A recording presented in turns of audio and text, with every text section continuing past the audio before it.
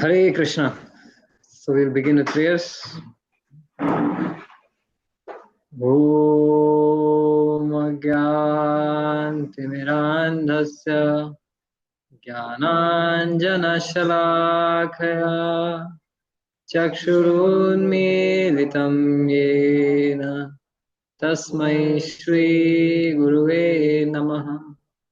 Namo Om Vishnupadaya Krishna Presthaya Bhutale Srimate Bhaktivedanta Swami Niti Namine Namaste Saraswate Deve Gauravani Pracharine Nirvishesha Shunyavadi Paschatya Deshatarine Jai Shri Krishna Chaitanya Prabhu Nityananda Shri Advaita Gadadhar Shri Vasadi Gaura Bhakta Vrinda Hare Krishna Krishna Krishna Hare Hare Hare Rama Rama Rama Hare Hare.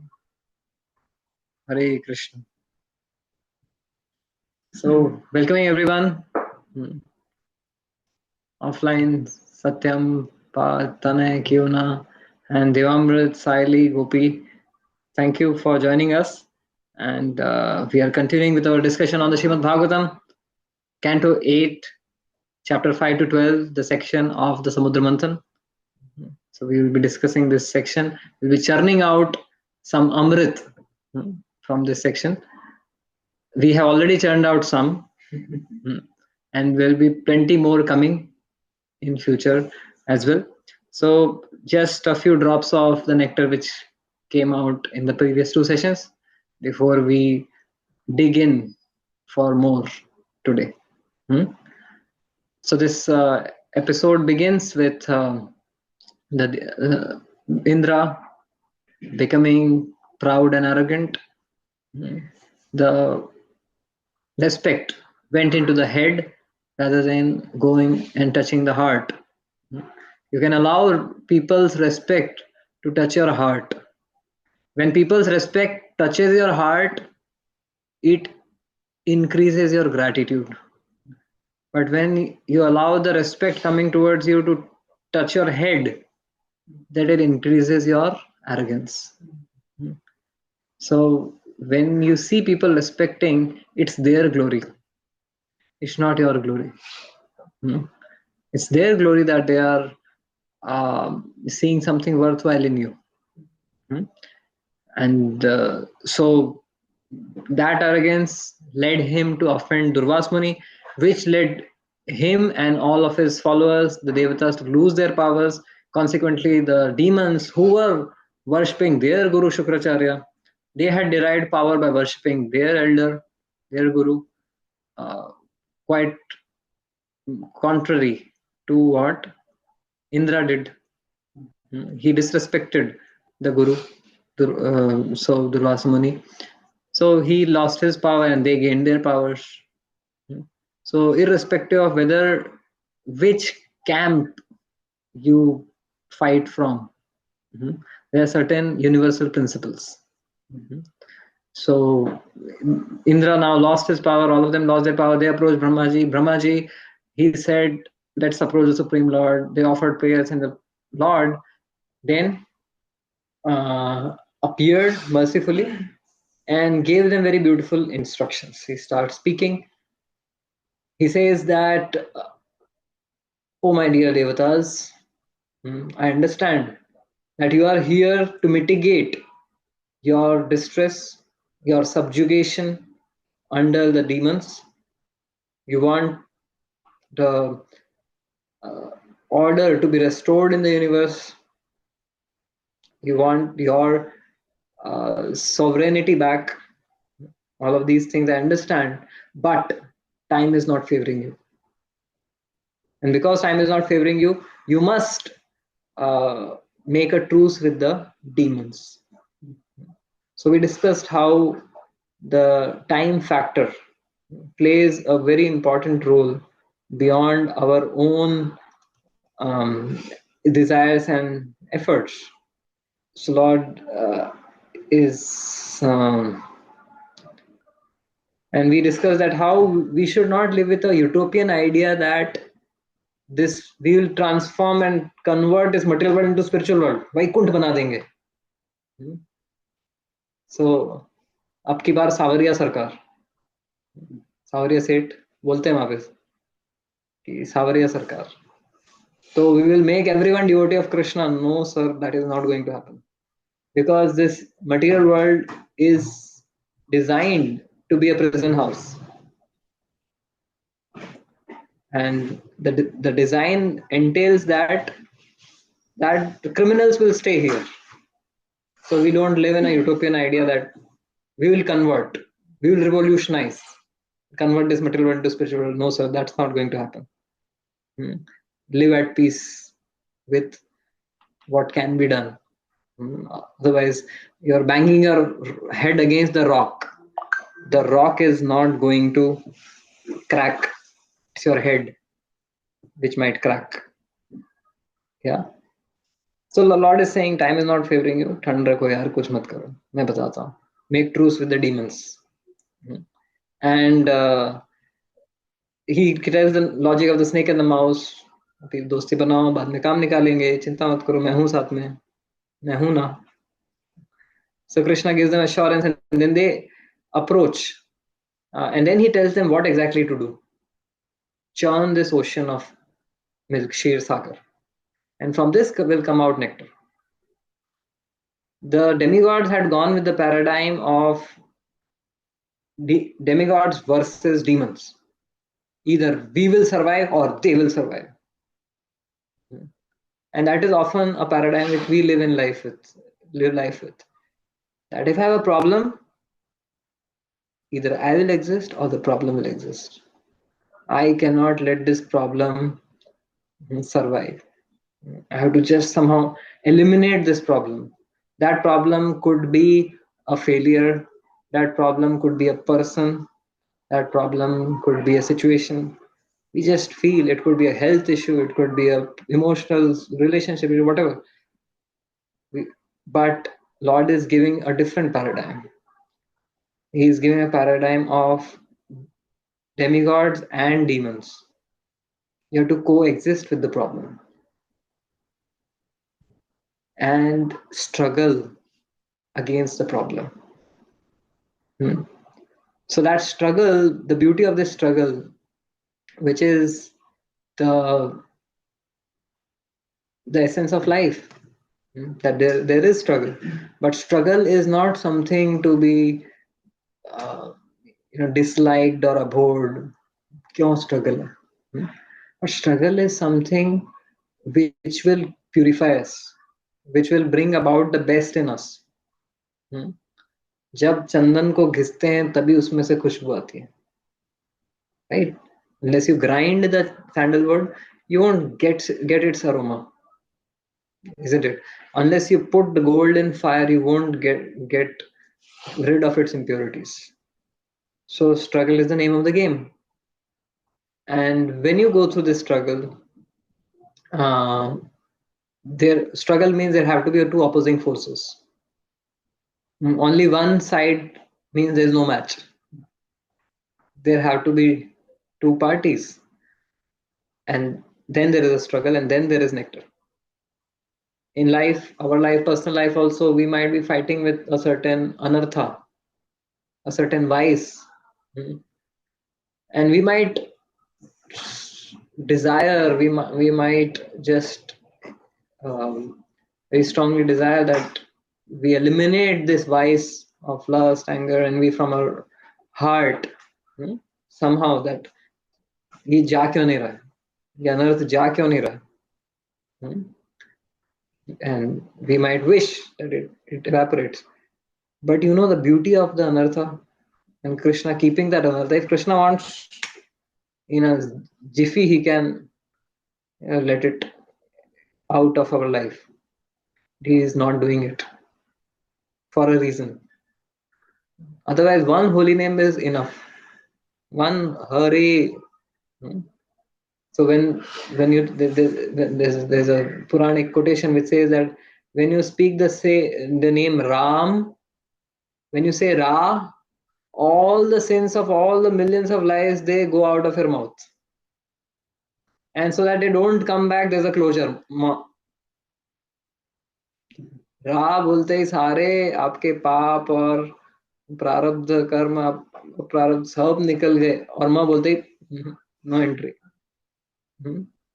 So this is one holy name, the glory of one holy name. Then why are anarthas not going? अरे बाबा, कृष्णा को nectar निकालना है आपके हृदय से. When that lust will pull you, when your envy will pull you, when your anger will pull you, and you know this is not the recommendation or the injunction of the Shastra. This is not what will make my spiritual master proud. This is not what will be endorsed by my devotee friends. Then you pull back. Then it will pull you again. Then you pull it back.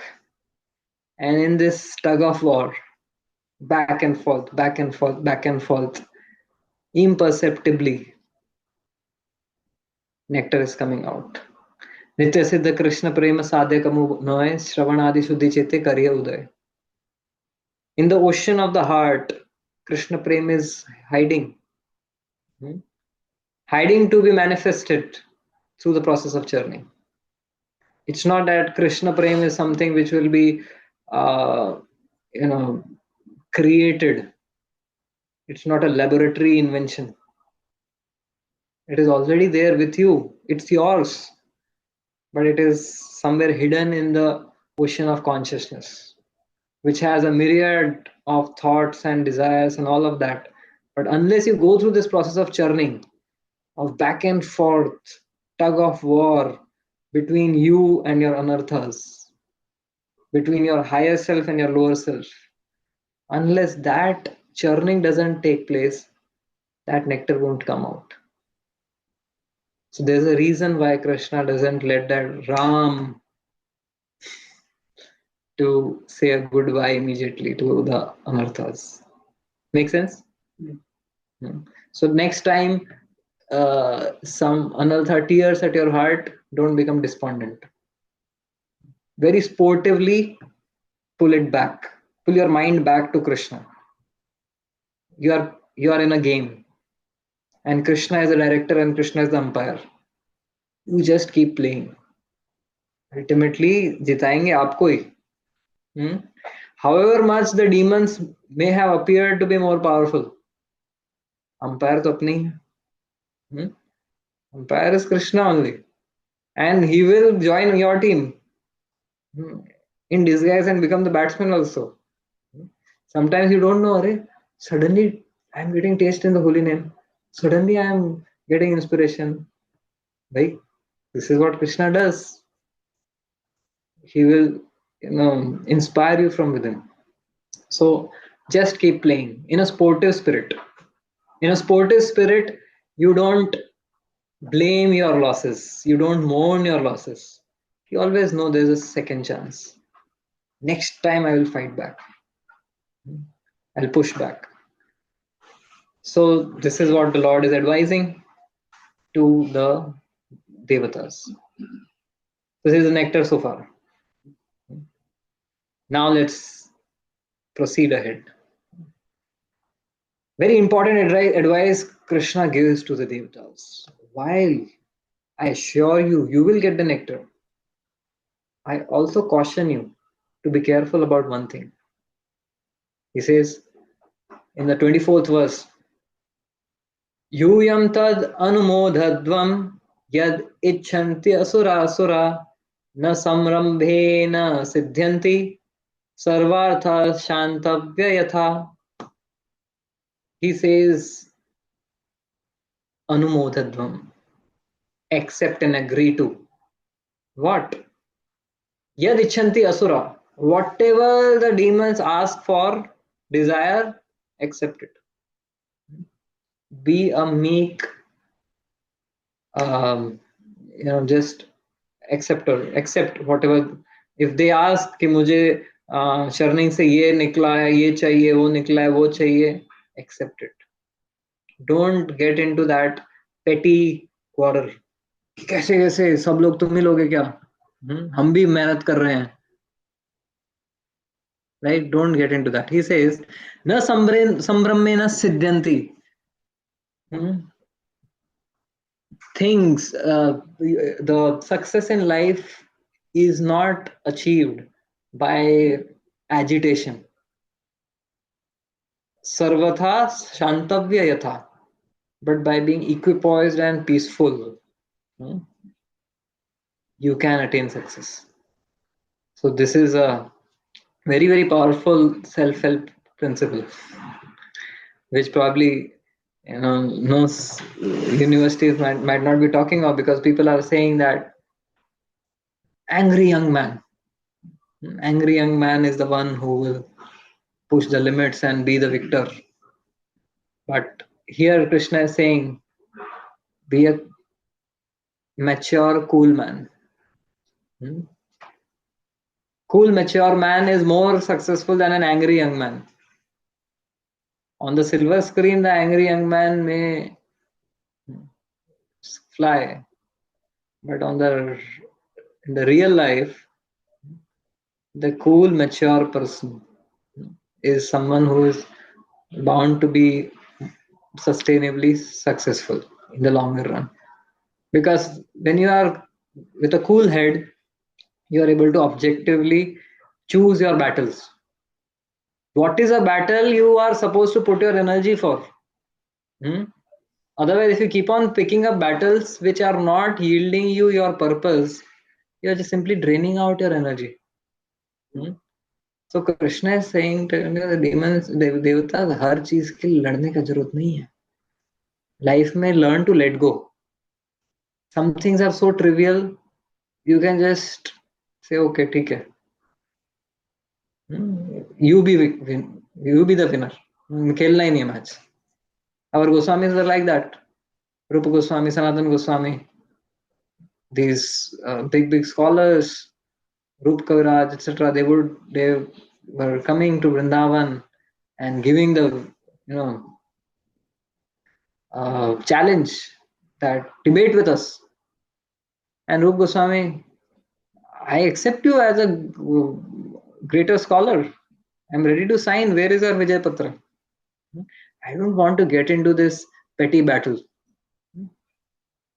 What is the point? This is not going to yield me Krishna Prema or Krishna Seva. If this is not a battle helping me to win the war, I skip this battle. So this is a very, very important piece of advice. And if you see, then example is given about the crane. A devotee should be like a crane. There is a story of, I think, Dasharathi. Dasharathi, he goes to Anantacharya and he asks that what are the qualities of a devotee? He says a devotee should be like salt, hen, crane, and you. He says 4 things. Salt, because a devotee is always in the background. He will make sure the service is done, but he is not eager to be visible. A devotee is like hen. Why is a devotee like hen? Yes, because it will pick on the grains even from dirt and dust. Devotee will look for good qualities. Then third should be like crane. Why? Because the crane is standing very attentively in water, in the river, and it appears to be like a sage in meditation. Although it is not a sage, but it is so attentive and completely motionless. And so many fishes are passing by, and it could easily, peck and get a fish. But it says no, let go, let go, let go. छोटा मछली है, छोटा मछली, काम का नहीं, मजा नहीं आएगा, आगे बढ़, आगे बढ़. And it is like a rock in the river. As soon as it gets sight of a big fish, mm, here you go. And within no time, it swoops on that and catches. So devotee should be like a crane. The small things will keep on passing by. Devotee doesn't pay attention. But any opportunity for special advancement, you jump on it. So similarly, Lord is telling, अरे भाई बीच में बहुत 25 चीज आएंगी. घोड़ा आएगा, हाथी आएगा, घोड़ा आएगा, apsaras will come, and so many things will come. Don't get distracted, and don't pick up quarrels, these small battles. Just be focused on the nectar, which is going to come at the end, just like a crane focusing on the big fish. And in our life also, you will see that many times we pick up kabhi kabhi na in relationships. This is very important advice even in relationships. There is some misunderstanding between you and someone else, a friend or a sibling or a colleague. You go and want to put your point across. Your purpose is simple. मुझे ये काम ऐसा complete करना है इस time तक, और तुम्हारे इस चीज से मेरे को I am having some obstacle. You have just one objective to fulfill, but then the discussion starts, conversation starts, and then it goes into a spiral. थोड़ा सा इधर जाके उसने कुछ आपको ऐसा बोल दिया, he says something hurtful, and ऐसा कैसे? I will not take it. I'll give it back. And then you speak something hurtful, and the whole objective why you started the conversation to get a work done goes on the back burner, and the entire thing becomes an ego clash. So this is something which is very important. Ask yourself, what is the purpose? Any conversation has a purpose. Even with devotees, what is the purpose of a conversation? ददाति प्रतिगृह्णाति गुह्यमाख्याति पृच्छति भुङ्क्ते भोजयति चैव षड्विधा प्रीति लक्षणम. Preeti, to increase the love, the conversation, the interactions you are having with devotees should increase your intimacy and love for them. Every conversation, every interaction has a purpose. So if we are not mindful of the purpose, we will just end up letting it deteriorate to very petty things. So ask yourself that what am I going to lose in the bargain? इसमें अगर मैं, if I don't win in this conversation, what am I going to lose? And if the answer is my ego, happily give it and come back without picking up a argument. If it is only your ego which is at stake, कि यार ऐसा कैसे बोल दे, मेरे को कैसे बोल सकता है, देन अपना ईगो को वहीं पे फिरौती देख के आ जाओ, यार वही रख, तू मेरा ईगो रख, वैसे ही मैं परेशान हूं उससे. But then if it is a goal, important goal for you, if it's a service which is getting affected, then you can adjust and try to maneuver the conversation to fulfill that goal and purpose, isn't it? So Krishna is telling that don't pick up unnecessary quarrels with the demons. Interesting. Let's move ahead. Okay. Now the devatas, they have been all ears drinking each and every word of the Lord very attentively, because when you are in distress, when you are in difficulty, that's the time unfortunately we become attentive. The wisdom of the Lord is available always, but we become attentive to it when we are in distress. Otherwise, हाँ सुना है, बहुत lecture सुना है, सुन रहे हैं हम, really सुन रहे हैं. But then when you are going through a situation, that time where I need this. So when there's hunger, then you value the food. The devatas were hungry, and they lapped on to every word of the Lord and executed. So they went to Bali Maharaj and approached him with this proposal. But as soon as they approached the gate of this, this kingdom of Bali, all his followers, the demons, they went, and because they are already victorious, they said, "Arey, यहाँ और पिट्टे आएंगे इधर." They attacked devatas with lances and clubs and so on, and Bali stopped them. He said, "Stop, stop, stop.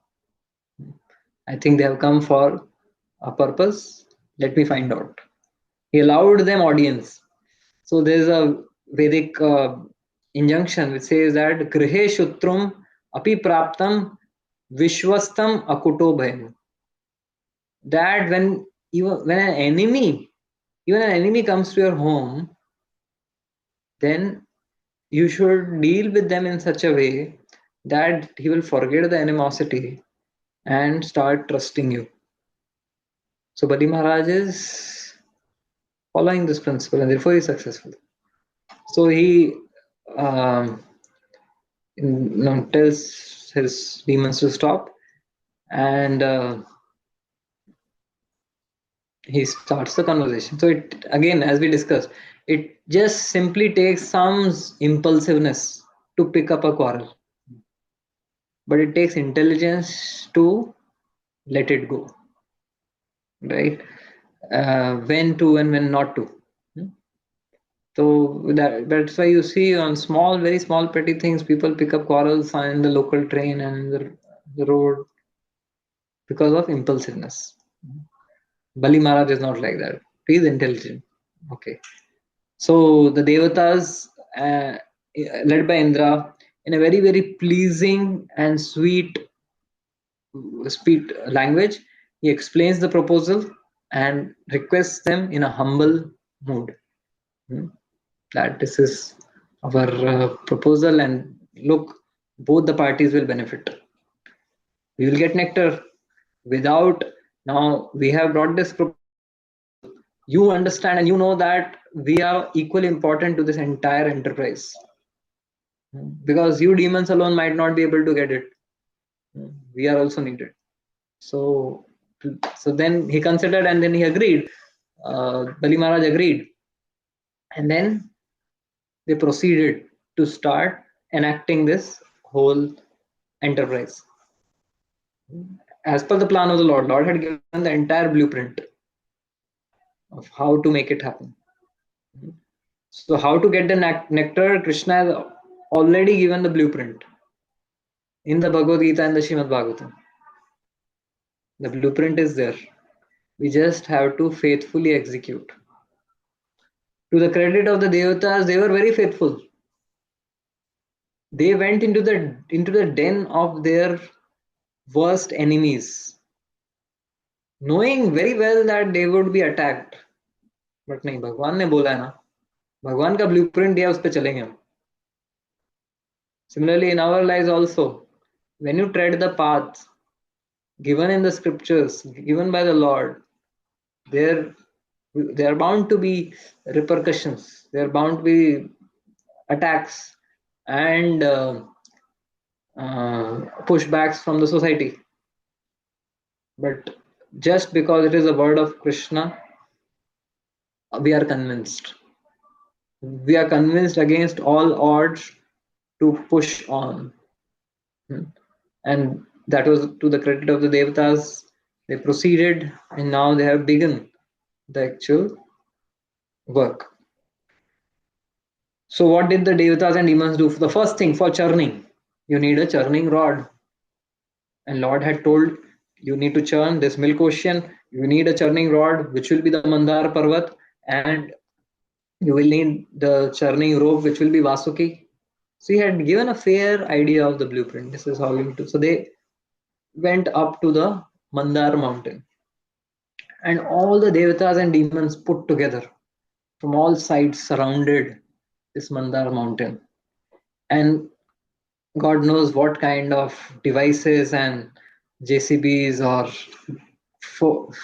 cranes or forklifts, whatever did they use to uproot the mountain, but they must have used a number of their weapons and their implements to dig up and push uproot this mountain.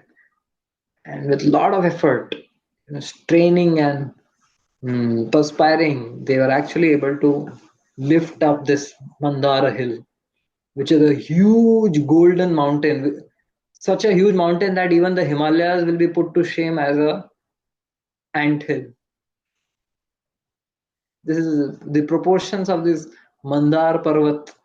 They run into hundreds of yojanas, hundreds of thousands of yojanas means thousands of kilometers. So this huge mountain, they were able to uproot because they are not ordinary humans like us. They are the devatas and the demons. Just by the power of one devata, this entire world can turn topsy-turvy. Tsunami comes. Varun Dev, if Varun Dev becomes upset, tsunami comes and there's nothing anyone can do. If Vayu Dev loses his cool, what happens? Hurricane. And with all the technology, what the government can do is evacuate, evacuate, evacuate. They can't do anything about that hurricane. They can simply evacuate people from that place. If Indradev forgets to shut the tap, what happens?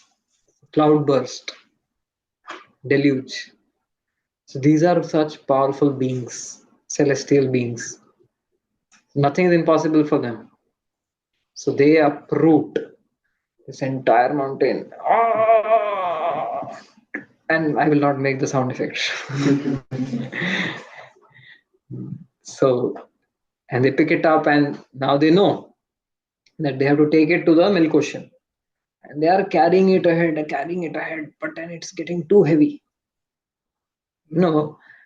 If you pick up a piece of a phone or even a pen for 10 minutes, no problem. 15 minutes, okay. Half an hour, all right, if I'm going to get a reward. 1 hour, well, it's getting too much. But if you're asked to lift it up for a day, you will start aching like you have been lifting a mountain. They are actually lifting a mountain. And they have to travel, thousands of miles to reach this milk ocean. Now we don't know all of this geography, but there are these, the 9 varshas are there, and the different khandas are there. So there is a lot of geography. There are a lot of distances which we can't even imagine. We are just the Bharat Khanda in the Bharat Varsha. So Bharat, this which we call us, is just Bharat Khanda. Bharat Khanda is a small speck of land, piece of land in Bharat Varsha. Bharat Varsha is one of the smallest sectors among the 9 sectors of the 9 Varsha. There are 9 Varsha, Rilavrat Varsha. And these 9 Varshas, they are in the Jambu Dweep. Jambu द्वीप में 9 वर्ष हैं, 9 वर्षास में से एक जो भारत खंड है उसमें हम हैं, right? As huge geography. So they are carrying this and they are getting exhausted, and suddenly when someone gets exhausted, some people get exhausted early, some late. तो कोई एक ने हाथ हटाया, दूसरे ने हटाया, तो क्या होता है, उसका कंपेंसेट किसको करना पड़ता है? दूसरों को. एंड सडनली एवरीवन, जिन्होंने हटा दिया दूसरे, दे आर रियलाइज, अरे it is getting unmanageable and it's shaking, it falls and crushes millions of devatas and demons, some with their legs stuck inside the mountain, with their belly stuck inside the mountain, just barely their heads popping out and somehow surviving. And then they are calling out, किसने दिया था ये idea? Of course the demons must have definitely said that, but the devatas called out to the Lord in utter surrender. Oh Lord, please do something.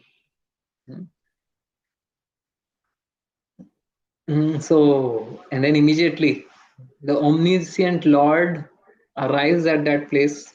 Lord Vishnu arrives with a smile, beautiful smile on his face. Okay.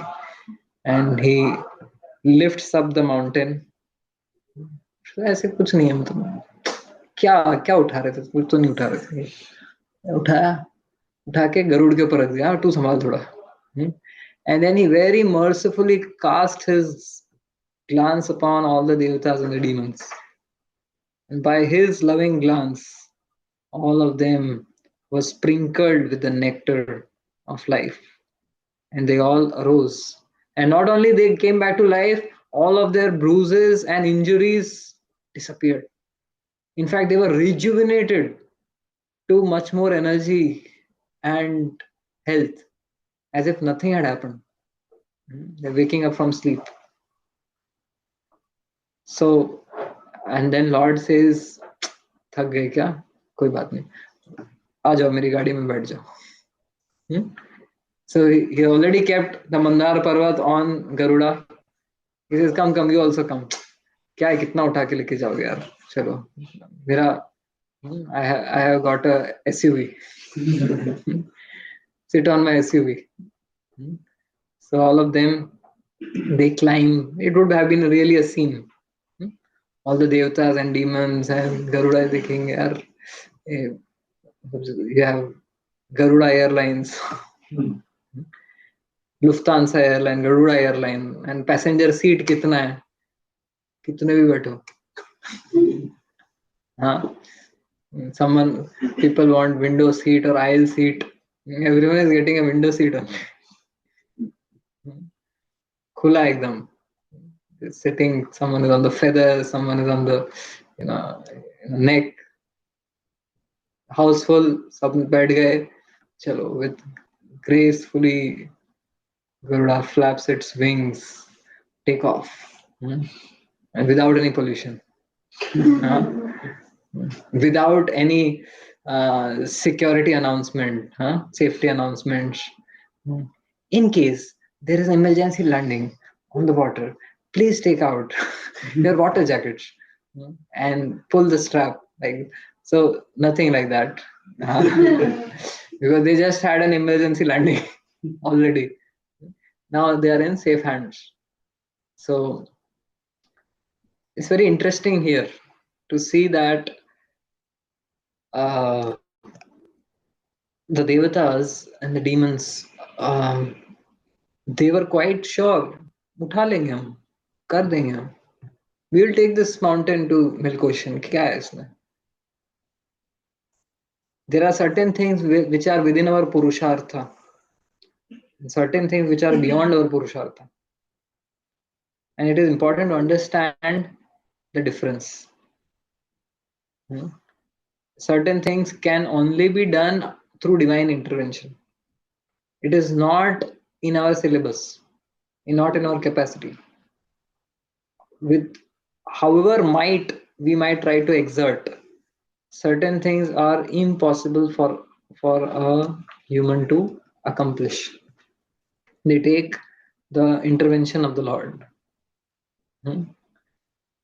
There's this classic, mm, you know, conflict between Daiva and Purushartha. Some people say, जो लिखा है वही होना है. Hmm? सब जो लिखा है वैसे ही होगा. Some people say, मेरे करने से होता है. There's no God. Is my might. I am doing things. And neither side is correct. Absolutely. There is Daiva and there's scope for Purushartha. But your Purushartha is not all in all. Without the sanction of Daiva, your Purushartha won't yield any results. And even there is limit to how much results you can accomplish through your own Purushartha. Beyond a certain point, without Daiva, without the intervention, Daiva means Divya.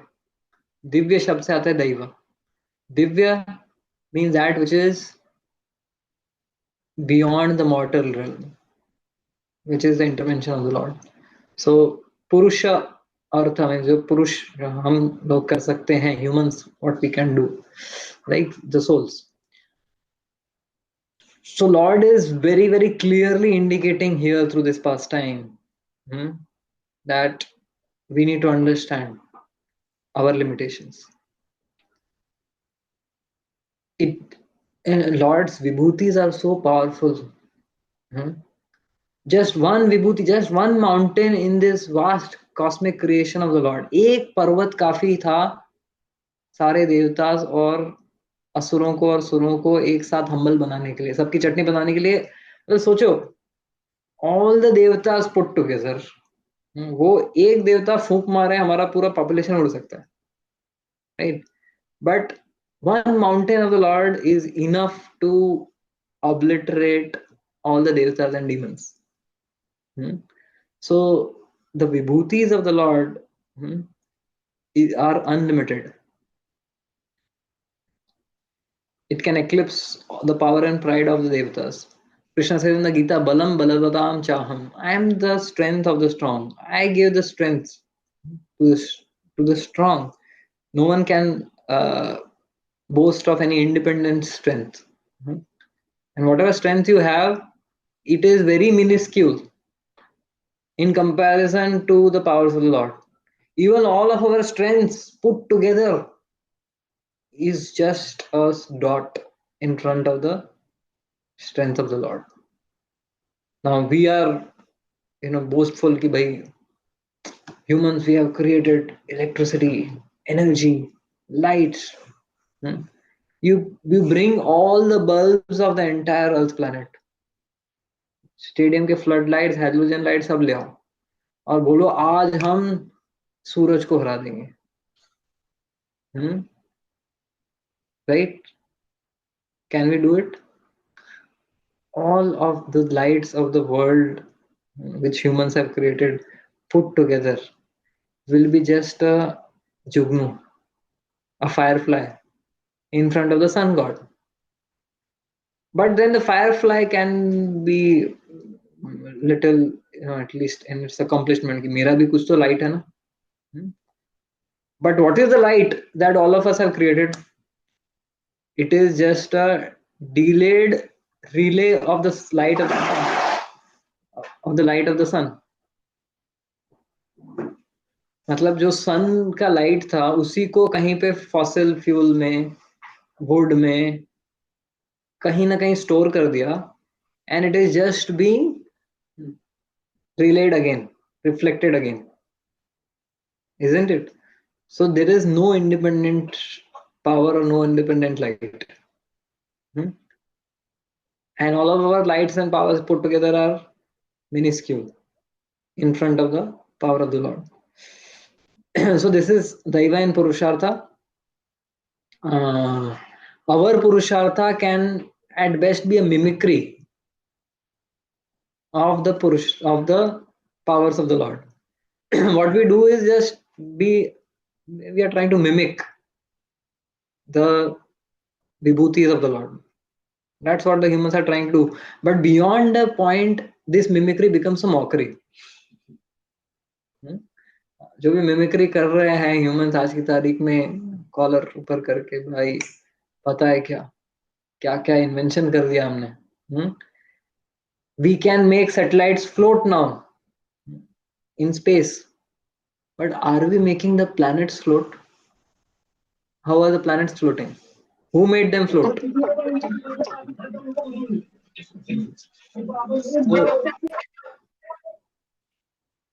So Lord is making the planets float, for which we are creating satellites. So we can make clones from existing life. Dolly the sheep which was created, क्या किया? वही एक sheep में से उसका sperm cell निकाला, उसको laboratory में पेट्री डिश में डुप्लीकेट करके फिर वापस से एक शीप में डाला, वहां से एक शीप आ गया.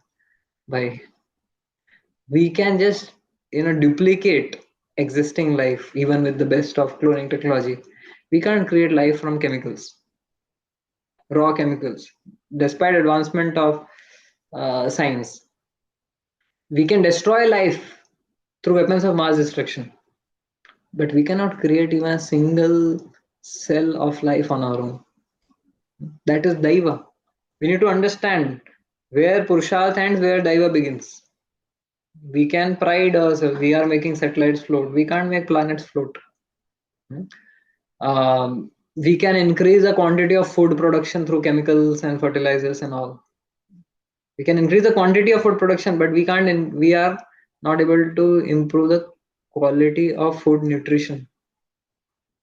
With all the increased quantity of food production, the quality of food nutrition is plummeting down. They said apple a day keeps the doctor away. They did a research again in the 80s and 90s कि ये 1920 का statement था, Apple a day keeps the doctor away.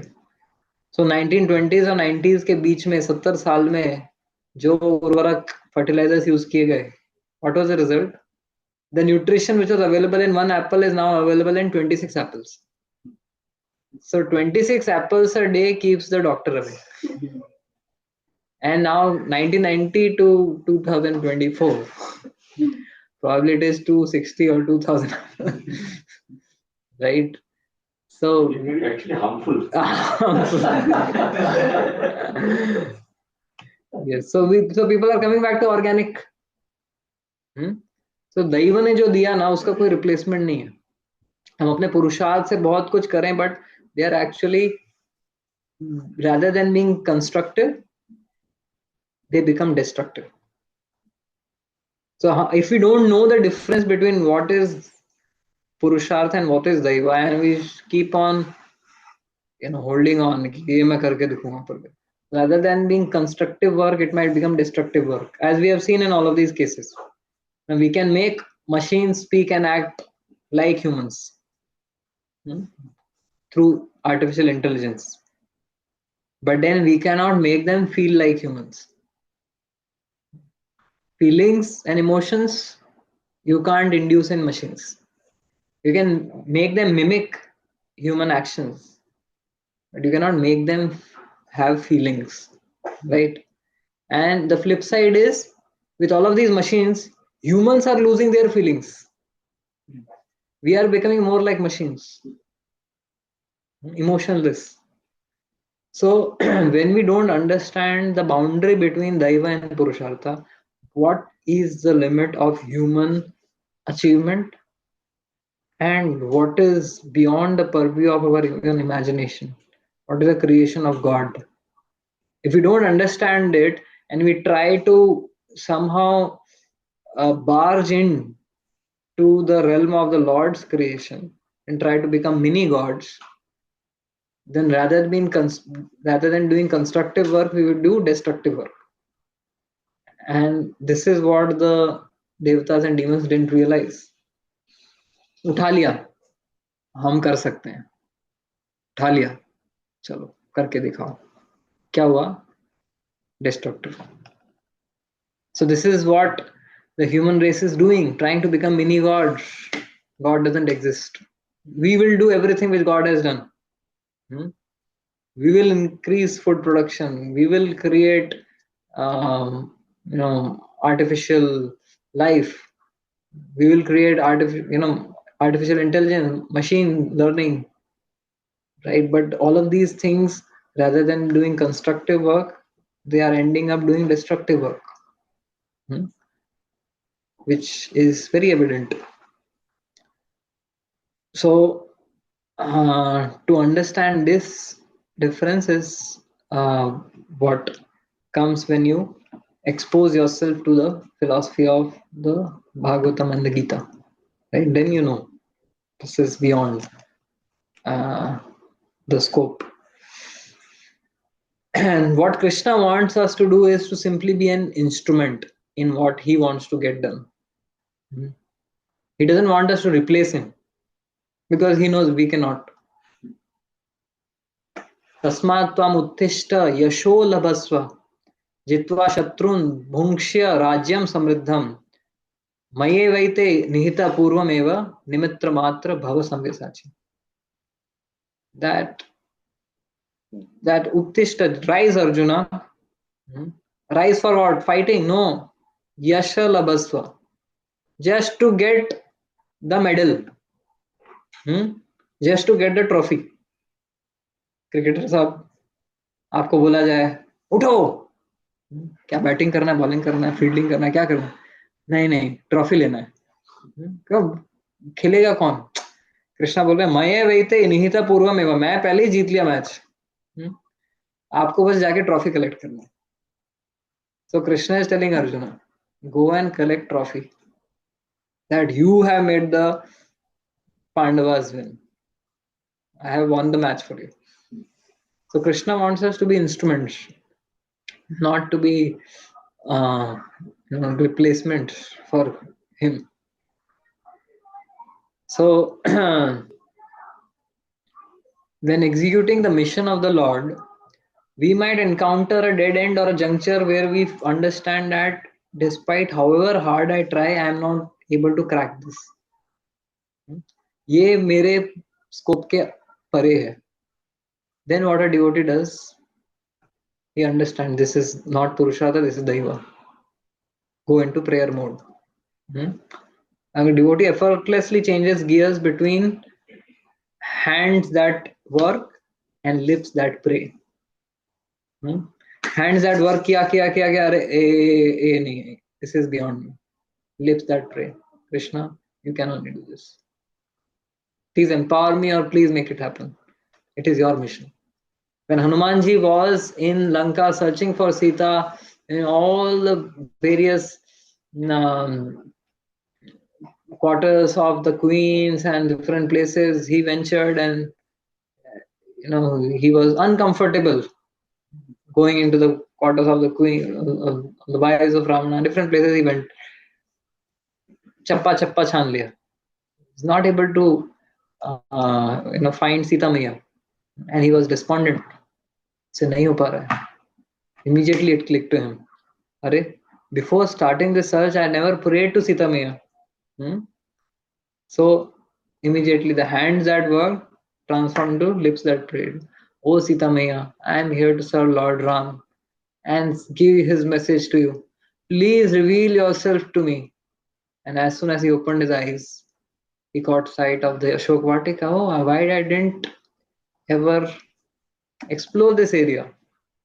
And immediately finds Mother Sita. So this is what Krishna is expecting of us, to understand what is within my scope and what is beyond my scope, and then when to pray and when to work. Many times we work when it is time to pray, and when we pray when it is time to work. So this is what the Devatas did, and they prayed to the Lord. Lord appeared, and he solved that problem, and he takes them. Okay, one final thing we'll discuss about the glance of the Lord. So this chapter will end. So Lord glances and brings all of them back to life. And Lord's glance is life-giving because this universe, when it is created, it is just pradhana, which is dead. Just a combination of, you know, amalgamation of all the modes and all the elements, impersonal type of. Lord's glance transforms it into Mahatattva and then Ahankara, and then all the creation happens. Hmm? So, Lord's glance actually brought the dead gopas and cows back to life when they were in the body of Aghasur. Beautiful verses here. तैनेव सर्वेषु बहिर्गतेषु प्राणेषु वत्सान् सुहृदान् परितान् दृष्ट्या स्वयाथाप्य तदन्विता पुनर्वक्त्रान् मुकुन्दो भगवान् विनिर्णयो. Says that all of them were dead in the body of Aghasur. After killing Aghasur, Lord Drishtya, Lord cast his loving glance on the gopas and the calves, and immediately they came back to life as if nothing had happened. Hmm? So Lord's glance is life-giving. It gives us life. And what is life? Life is desire to serve Krishna. Hmm? Bhagavatam says that um, a person is like a dead corpse who is not serving the Lord, who is not utilizing this body to serve the creator of this body. A body which is not serving the Lord, it is just like a bag of flesh and bones flapping for some time. So Lord's glance creates life, gives life. And every day we have opportunity to be recipients of the glance of the Lord. Expose ourselves to the glances of the Lord in the form of the darshan of the Lord, which Lord mercifully gives. Govindam Adipurusham Tamaham Bhajami. This opportunity is there for all of us to subject ourselves to the loving glance of the Lord. Lord lifted the Govardhan hill to protect his devotees. Here he lifted the Mandara hill to protect all of them. Okay, so in the end, when Garuda brings them to the place of the Churning and places the Mandar Parvat down, Lord places the Mandar Parvat down. तुम लोग हाथ मत लगाओ, मैं रख देता हूँ. Lord places it down, and all of them deboard the plane, and everyone gets down. That time, Lord tells Garuda, "Thank you very much for your service. Now you can proceed." Where an exciting match is going to, a thrilling match is going to take place. Where are you sending me? No, no. Vasuki is going to come, and you and Vasuki are avowed enemies, arch rivals, and of course, nothing will happen to you. But Vasuki might be so anxious and so nervous that the churning won't happen properly. So you have to exit from the scene, and so be it. A first class servant is not attached to the service or results of the service. He is attached to the pleasure of the master. So I picked up this mountain, flew it back here because it was the need and the desire of the Lord. Now, if the Lord doesn't desire, I don't want to stick around. Hanumanji, he won Ramayana for the Lord, but when it was time for Mahabharat, he was just happy to be flapping on the flag of Arjuna and just encouraging Arjuna. So it's that a devotee knows when there is need, when there is desire of the master, I'll jump in. Otherwise, exit. So there's something uh, which we see here. Another interesting thing is that we also need to learn to accept each other as we are and give space to others. Now, Vasuki, he comes in, and what I have to push out. Why can't this person change? Why does he hold any animosity with me? Hmm? So Garuda understood that okay, we are incompatible in this form. Okay, no problem. I'll give him his space. Right? So many times we want people to be completely within our mold. This should be like this. But we need to realize that give space to people for their growth and for their whatever it takes for them to blossom.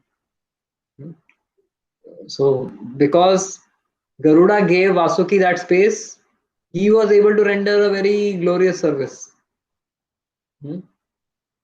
These are interesting things which we can, nectar is already there. Even if you don't, come for the last churning, what happens? But nectar is already there because nectar is in the form of this wisdom, which which is being sprinkled at every step of this Samudra Manthan. So we fast forwarded a lot of verses today, and there's a lot to contemplate on, churn within our own selves through what we discussed. It has been just 15 verses, but you can see the depth of nuances within these 15 verses. Much more is yet to come. So we'll continue. Any questions or reflections? Yes, Shubhangi, Gopi, Sally, thank you for joining and staying on. Something especially struck a chord with you. So, Purushartha Daiva conflict, and it becomes difficult really to identify the boundary of Purushartha and Daiva. That is something that we take about. Yes, that is that at a personal level and at a more cosmic level. We can look at it from both levels. At a personal level, is definitely some things are even however hard you try, you find that they are not just manifesting.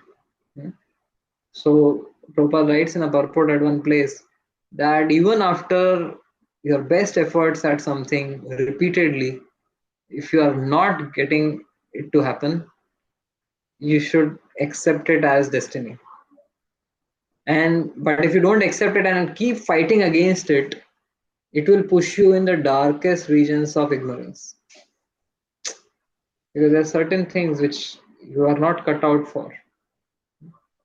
That and at an individual level, personal level, it's important to understand the difference. And this, what we discuss, is more from a social level. That as a society today, we are living in a utopian idea that we have just made it. We have almost replaced God.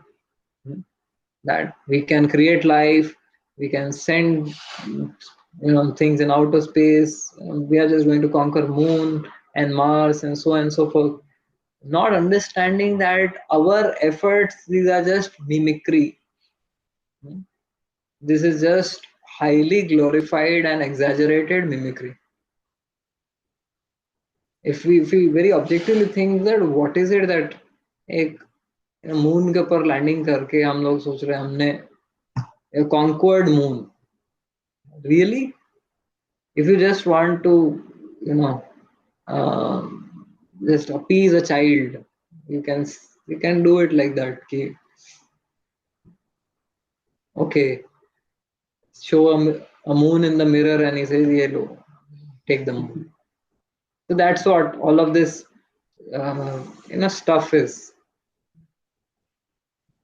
आप गए moon पे, मैं गया, जाके भी क्या, right? Just, but it just makes us feel good. But then using that, if we say that no, God doesn't exist, then it is taken it too far, right? It's just mimicry. Mimicry में खुश रहो, मौकरी मत बनाओ. So yes. What are the small battles?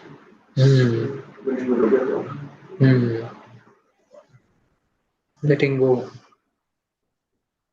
Choosing our battles carefully. We have limited energy, limited time, isn't it? Very limited time, limited energies. We might be bothered about 100 things happening around us. Can we really change them? Can we really do something about it?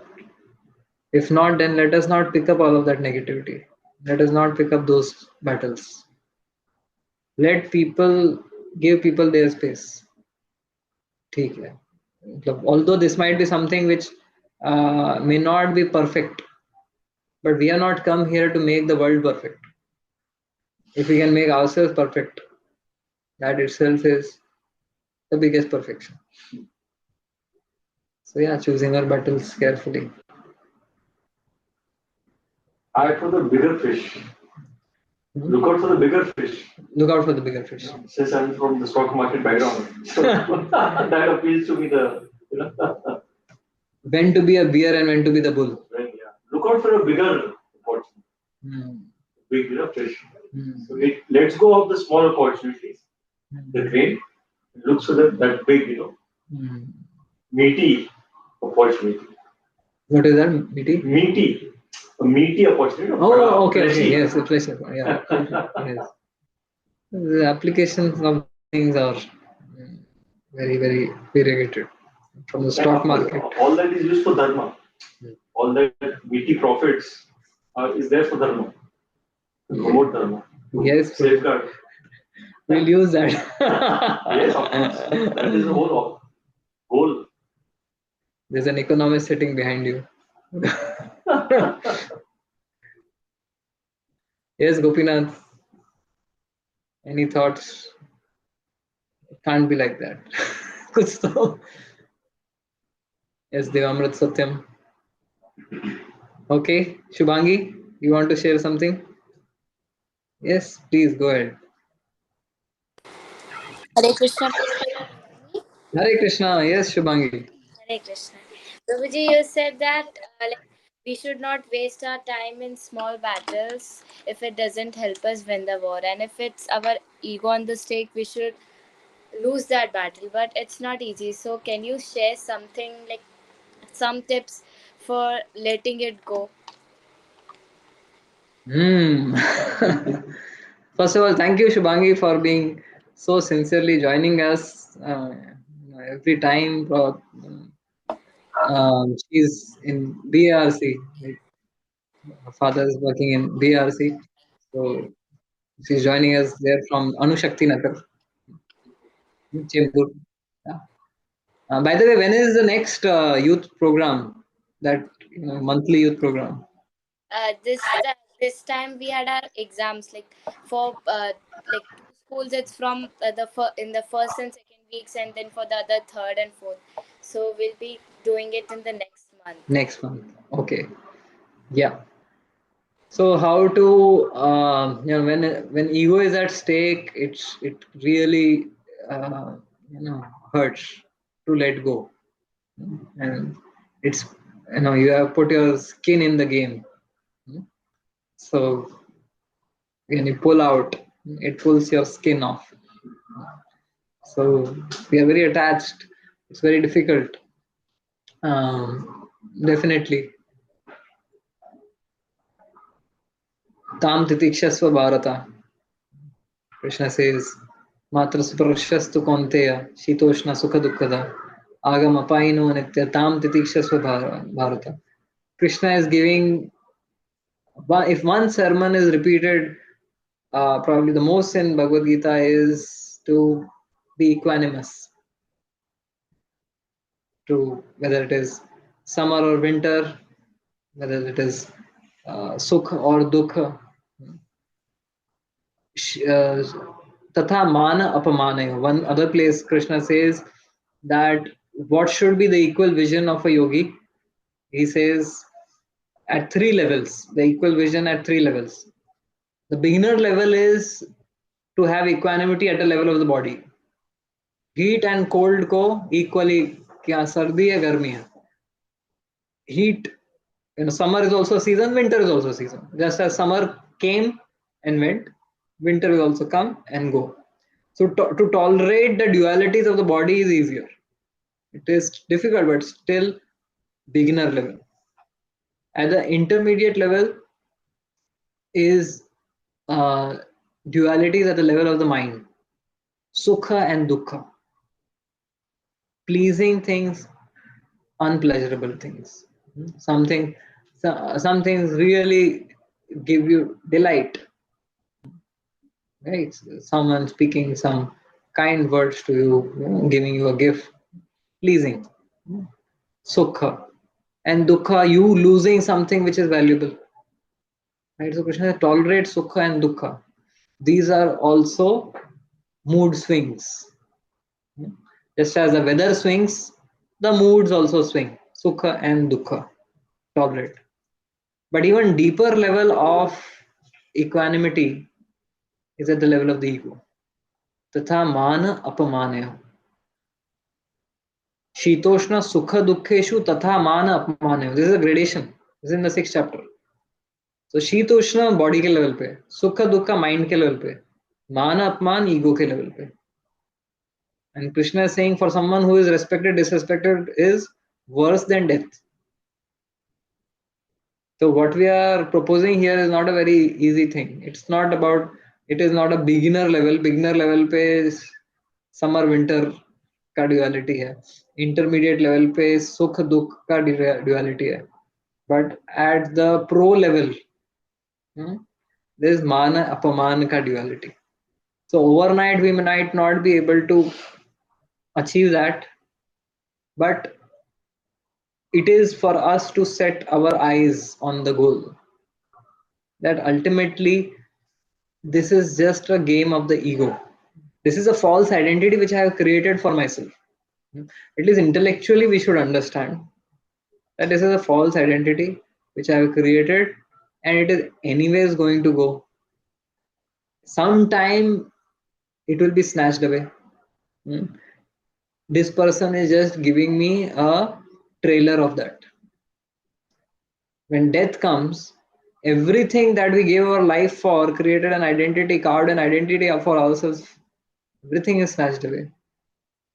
Someone who chips a little bit of that identity from us is giving us a trailer of what will it be like to lose everything.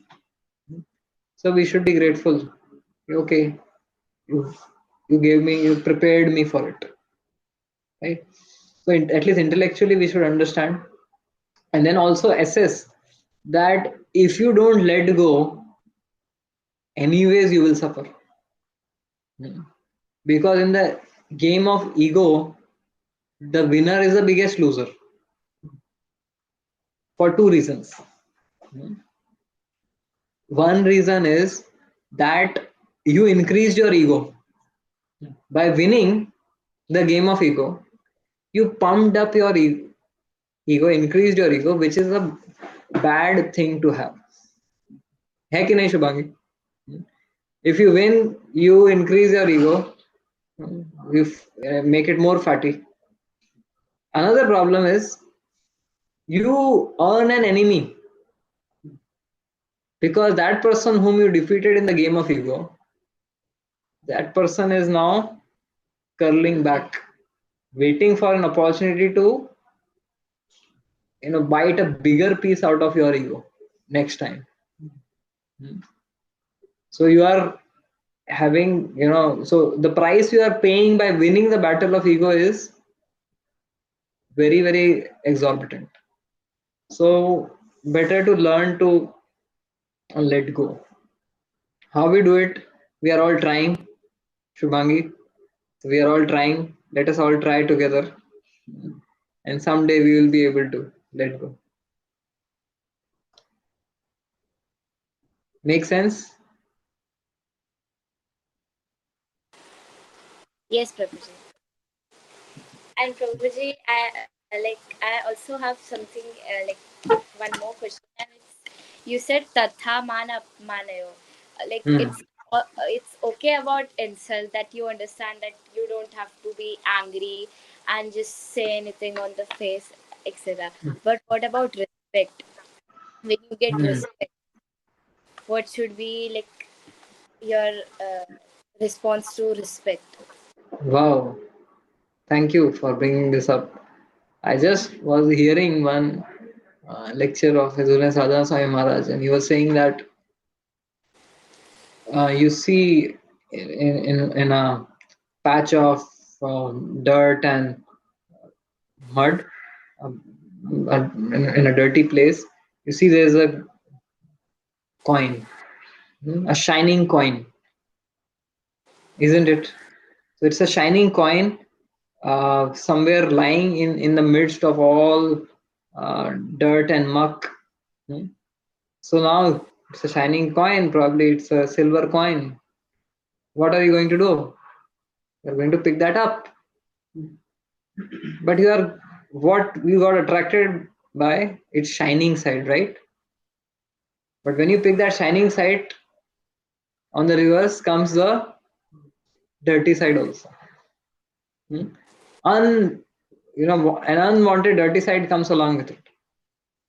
So mana and apaman, sukha and dukkha, these dualities, the nature is such that we get attracted to one of them, but that's a trap. Only for us to get, uh, disturbed by the flip side. So when mana comes and we become anxious for it, actually we are preparing for a disastrous apaman. Now, when mana comes and you are lapping it up, which means when apaman comes, it is going to hurt you all the more. You are giving the power to others to hurt you.